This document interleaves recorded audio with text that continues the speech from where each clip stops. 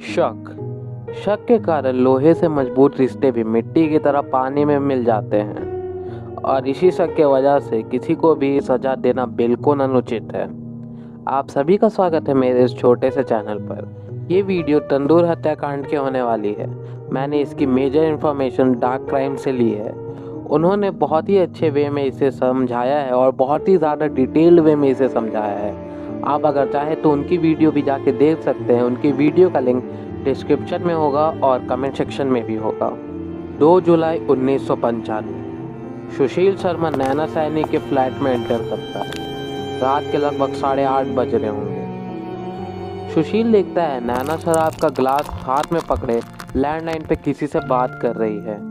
नैना सुशील को देखते ही फोन काट देती है। सुशील नैना से पूछता है कि वो किससे बात कर रही थी, जिस पर नैना बोलती है रॉन्ग नंबर था और वो शराब का ग्लास लेके टीवी के सामने बैठ जाती है। सुशील के मन में थोड़ा सा शक होता है और वो नैना के टीवी देखते देखते लैंडलाइन पर रीडायल बटन दबाता है। कॉल वापस उसी इंसान को कनेक्ट होता है जिससे लास्ट टाइम बात हुई थी। सुशील मतलूब के हेलो बोलने से ही समझ जाता है कि वो मतलूब करीम है। सुशील नैना से झूठ बोलने की वजह से खफा होकर उससे झगड़ने लगता है। नैना गुस्से में कह देती है ये मेरा पर्सनल मैटर है, उसे इसमें दखल देने की कोई भी ज़रूरत नहीं है। अब ये सुनने के बाद सुशील गुस्से में पागल हो जाता है और अपनी सेफ में से रिवॉल्वर निकालकर शूट कर देता है। 3 राउंड फायर करने के बाद सुशील को होश आता है उसने क्या करा है। पहली बुलेट एसी को लगी होती है, दूसरी नैना के सर को और तीसरी उसके गले को। नैना सैनी की ऑन द स्पॉट डेथ हो जाती है। नैना सैनी कौन थी और मतलूब करीम से बात करने पर ऐसा क्या ही हो गया था जिससे उसे अपनी जान से हाथ धोना पड़ गया। जब मैंने बताया कि नैना शराब पी रही थी, उसी वक्त काफ़ी लोगों को समझ आ गया होगा कि नैना काफ़ी हाई प्रोफाइल लड़की थी। 1995 के आसपास किसी औरत का शराब पीना बिल्कुल भी आम बात नहीं था। नैना सैनी दिल्ली यूथ कांग्रेस की मेंबर थी। साथ में ग्रेजुएशन कंप्लीट करने के बाद उसे पायलट का लाइसेंस भी मिल गया था। अभी उसकी एज 30 भी क्रॉस नहीं हुई थी और उसने लगभग सब कुछ हासिल कर लिया था। ऐसा कहा जाता है कि नैना और मतलूब दोनों एक दूसरे को चाहते थे, मगर डिफरेंट रिलीजन की वजह से वो दोनों अपने रिलेशनशिप को कंटिन्यू नहीं कर सकते थे।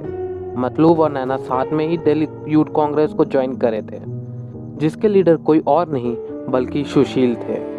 पार्टी ज्वाइन करने के बाद नैना सुशील से अटैचमेंट बढ़ा लेती है, जिसके बाद दोनों की शादी भी हो जाती है।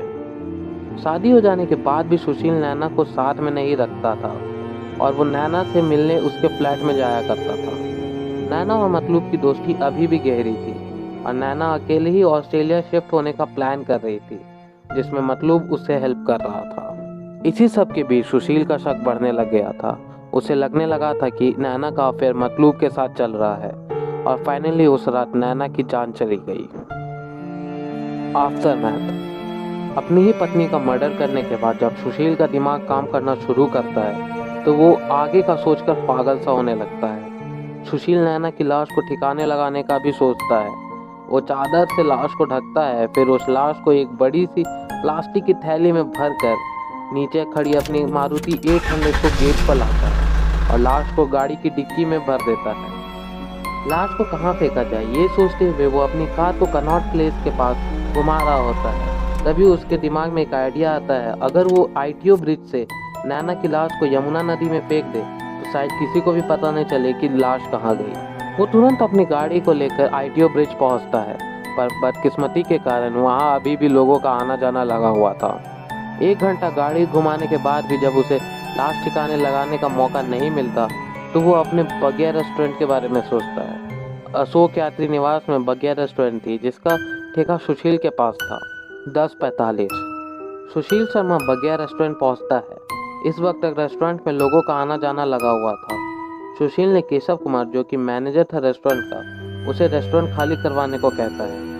केशव बहुत चक्का रह जाता है क्योंकि अभी भी लोग आना जाना कर ही रहे थे रेस्टोरेंट में। खैर, केशव रेस्टोरेंट खाली करवाता है और नाइट शिफ्ट वाले लोगों को भी छुट्टी दे देता है।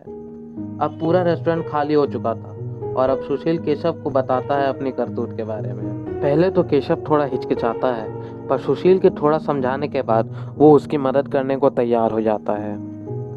अब तक पूरा रेस्टोरेंट बंद हो गया था, बस एक तंदूर जल रही थी। सुशील लाश को तंदूर में जलाने का सोचता है और केशव से पूछता है। केशव मान जाता है। दोनों लाश को गाड़ी से निकालते हैं और तंदूर में ठूस देते हैं और ऊपर से कुछ लकड़ियां भी डाल देते हैं। अब नैना की लाश धीरे धीरे जलने लगती है और ये दृश्य थोड़ी दूर से ही खड़े होकर सुशील और केशव देख रहे होते हैं। सुशील को लगता है कि लाश बहुत धीरे जल रही है। वो केशव से यूथ कांग्रेस के पोस्टर्स मंगवाता है और उसे तंदूर में डलवा देता है। लाश थोड़ी तेज़ी से जलने लगती है। सुशील अभी भी सेटिस्फाइड नहीं था। वो पास में ही पड़े बटर के छोटे से टुकड़े को आग में डालता है, जिससे आग थोड़ी और तेज़ हो जाती है। सुशील केशव से सारा रेस्टोरेंट का बटर मंगवाता है और उसे तंदूर में डाल देता है। अब आग बहुत तेज़ हो जाती है और आसपास के इलाके में अब बटर और लाश के जलने की बदबू फैलने लगती है। अशोक यात्री निवास में सब्जी बेचने वाली एक औरत जिसका नाम अनारो देवी था, उसने बगिया रेस्टोरेंट से आग की लपटें निकलते हुए देखी। उसे लगता है रेस्टोरेंट में आग लग गई है और वो चिल्लाने लगती है। अनारो देवी की चिल्लाने का आवाज़ सुनकर पास में ही ड्यूटी कर रहे पुलिस कांस्टेबल अब्दुल नाजिर कुंजू वहां आ जाते हैं। अब्दुल ने भी वो लपटें देखी और दौड़ते हुए वो रेस्टोरेंट के गेट पर पहुंचा। तभी वहां पे केशव आ जाता है और वो उन्हें बताता है कि ये लपटें असल में यूथ कांग्रेस की पोस्टर की हैं, जिस पर अब्दुल बोलता है कि लपटें बहुत ही बड़ी हैं। उसे डर है कि आग आसपास के घरों में भी फैल सकती है, पर केशव उसे समझा बुझाकर भेज देता है। अब्दुल को भी संतुष्टि नहीं होती और वो बगल के ऊंचे दीवार से कूदकर वहां के दूसरे दरवाजे से अंदर आ जाता है। यहाँ भी केशव उसे अंदर आने से रोकने की कोशिश तो करता है, मगर कैसे भी करके अब्दुल जबरदस्ती अंदर घुस जाता है और तंदूर देख लेता है। कांस्टेबल कुंजू को वहां तंदूर में लाश दिखती है जलती हुई। वो दौड़कर बाहर आता है और अपने वायरलेस से नज़दीकी थाने को सूचित करता है पूरे घटनाक्रम के बारे में, और फायर ब्रिगेड को भी वो तुरंत बुलाता है। अब रात के 1 बज चुके थे और बगिया रेस्टोरेंट के आसपास का एरिया पूरे पुलिस फोर्स से भर चुका था। उस वक्त के जॉइंट सीपी मैक्सवेल परेरा को भी घटना की सूचना दी गई और वो उसी वक्त वहां पहुंच गए। इतना सब देखते हुए सुशील वहां से पतली गली से निकल लेता है। पुलिस केशव को अरेस्ट कर लेती है और बॉडी को तुरंत ऑटोप्सी के लिए लेडी हार्डी मेडिकल कॉलेज भेज देती है। केशव जिसे पुलिस ने अरेस्ट किया होता है वो कुछ भी बताने को तैयार नहीं होता। वो हर बात को घुमा फिरा के बोल रहा होता है। सुबह पोस्टमार्टम की रिपोर्ट में बस इतना पता चल पाता है कि बॉडी किसी फीमेल की है और उसकी मौत जलने की वजह से हुई है। पुलिस को यह पता ही नहीं चल रहा था कि ये किसकी बॉडी है और केशव भी कुछ बोलने को तैयार ही नहीं था।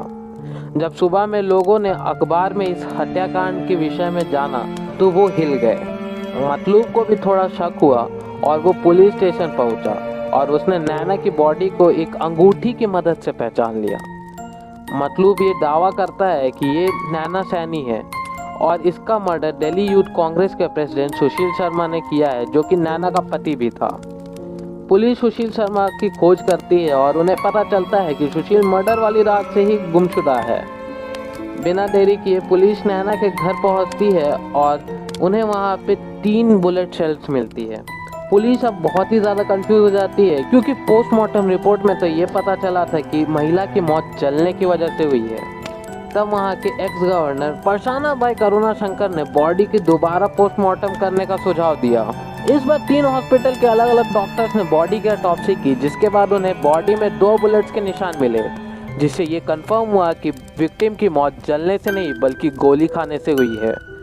पर एक उलझन अभी भी थी कि ये बॉडी सचमुच में है किसकी, क्योंकि नैना के परिवार वाले ये मानने को तैयार ही नहीं थे कि ये बॉडी नैना की है। जिसके बाद इंडिया में पहली बार हैदराबाद से डॉक्टर्स को बुलाया गया और डीएनए सैंपलिंग और स्कल इमेज टेक्निक के जरिए लाश की शनाख्त की गई। नैना और उसके परिवार वालों का डीएनए मैच हो जाता है, जिससे ये कंफर्म होता है कि ये बॉडी नैना की थी। जिसके बाद तक केशव भी टूट चुका था और जितना वो जानता था वो सारा कुछ बता देता है। अब पुलिस को खोज थी तो वो थी बस सुशील की। सुशील मर्डर के अगले ही दिन फरार हो गया था। पुलिस को पता चलता है कि सुशील बैंगलोर में है और जॉइंट सीपी मैक्सवेल परेरा तुरंत बैंगलोर के लिए रवाना होते हैं। 10 जुलाई 1995 नैना की मौत के 8 दिन बाद सुशील को जब पता चलता है कि पुलिस उसे ढूंढते हुए बैंगलोर आ चुकी है तो वो बैंगलोर कोर्ट में सरेंडर कर देता है। दिल्ली पुलिस उसे दिल्ली लेके आती है और सुशील उन्हें पूरी घटना बता देता है, जिसके बाद 26 दिनों के अंदर ही पुलिस चार्जशीट फाइल करती है और लोअर कोर्ट में मुकदमा शुरू होता है। लोअर कोर्ट में ये केस 8 सालों तक चलता है। 7 नवंबर 2003 को कोर्ट में सुशील को फांसी की सजा मिलती है। सुशील ने हाई कोर्ट में अपील की, जिसके बाद ये केस 4 सालों तक वहां भी चला। फिर 19 फरवरी 2007 को हाई कोर्ट में लोअर कोर्ट वाले ही जजमेंट को सही माना गया और सुशील को फिर से फांसी की सजा सुनाई गई। फिर से सुशील सुप्रीम कोर्ट में अपील करता है। 6 सालों तक वहां भी केस चलती है। 8 अक्टूबर 2013 को सुप्रीम कोर्ट में सुशील को उम्र कैद की सजा सुनाई गई। अपने फैसले में सुप्रीम कोर्ट ने कहा कि जो हुआ गुस्से में हुआ और ये कोई प्री प्लान मर्डर नहीं था और सुशील से किसी को भी कोई खतरा नहीं है और सुशील को इससे पहले भी कोई क्रिमिनल रिकॉर्ड में देखा नहीं गया है। 2015 में सुशील पैरोल पर बाहर आता है और कुछ दिनों के बाद वापस जेल चला जाता है। सन 2018 में 23 साल जेल में बिताने के बाद सुशील की सजा माफ कर दी जाती है और उन्हें रिहा कर दिया जाता है। जेल से आने के बाद सुशील ने कई न्यूज़ चैनल्स को इंटरव्यू दिया और बताया कि कैसे छोटे से शक की वजह से उसकी पूरी जिंदगी बर्बाद हो गई। नैना साहनी केस इंडिया का सबसे पहला ऐसा केस था जिसमें 2 बार पोस्टमार्टम हुआ और डीएनए और स्कल इमेज तकनीक भी यूज़ की गई। गुस्सा करना सच में बहुत ही बुरी आदत है। अगर आपको भी गुस्सा आता है तो उसे कंट्रोल करना सीखें और अगर चैनल को अभी तक सब्सक्राइब नहीं किया है तो आप चैनल को सब्सक्राइब कर दे, वीडियो को लाइक कर दे और हाँ, डार्क क्राइम्स के चैनल को ज़रूर विजिट करें। वो बहुत ही अच्छे केसेस लाते हैं अपने चैनल्स पे। Thanks for watching.